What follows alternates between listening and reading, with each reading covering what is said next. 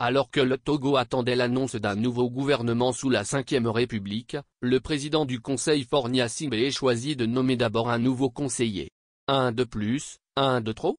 Le choix s'est encore porté sur un étranger, prolongeant une tradition désormais bien installée, confier l'oreille du pouvoir à des conseillers venus d'ailleurs, parfois au mépris des compétences nationales.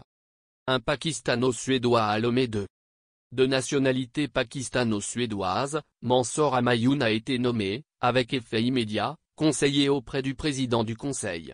Fondateur et président de Minex, il est également PDG de BO, une entreprise spécialisée dans la transformation et l'accès à l'énergie renouvelable. C'est donc un acteur du secteur énergétique international qui rejoint le cercle rapproché de Faure Gnassingbé. 2 décennies d'expertise importée. En 2 décennies passées à la tête de l'État, de nombreux conseillers étrangers ont franchi le portail du palais présidentiel de Lomé II. Dans cette brochette de stratèges internationaux qui murmurent à l'oreille du numéro 1 du pays, on peut citer l'ex-premier ministre britannique Tony Blair, à travers son Tony Blair Institute for Global Change, TOGI.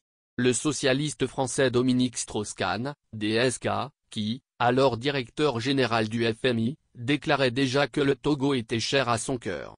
L'homme d'affaires ghanéen Samuel Essondjona, ex-patron d'AngloGold Ashanti et actuel président exécutif de Jona Capital, un fonds d'investissement basé à Johannesburg, ainsi que l'économiste bisso-guinéen Carlos Lopez, ancien secrétaire exécutif de la Commission économique des Nations Unies pour l'Afrique.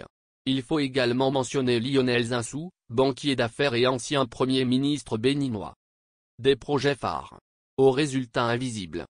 Élevés au rang de ministres et grassement rémunérés sur fonds publics, ces conseillers ont été les architectes de plusieurs projets dits structurants. Des projets portés à bout de bras par le régime, mais qui, une fois mis en œuvre, n'accouchent que d'une souris.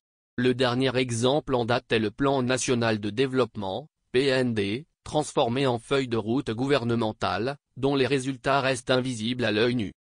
S'il y a un président en Afrique qui affectionne particulièrement les services de conseillers étrangers, souvent au détriment des compétences nationales, c'est bien Faure Gnassingbé.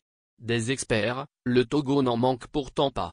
Le pays regorge de compétences locales de haut niveau, souvent formées dans les meilleures universités du monde. Mais ces voix sont rarement sollicitées, encore moins écoutées.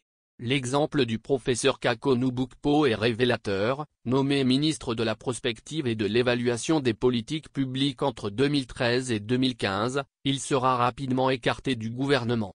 Trop libre, trop franc, ou simplement trop attaché à une vision souveraine du développement. Son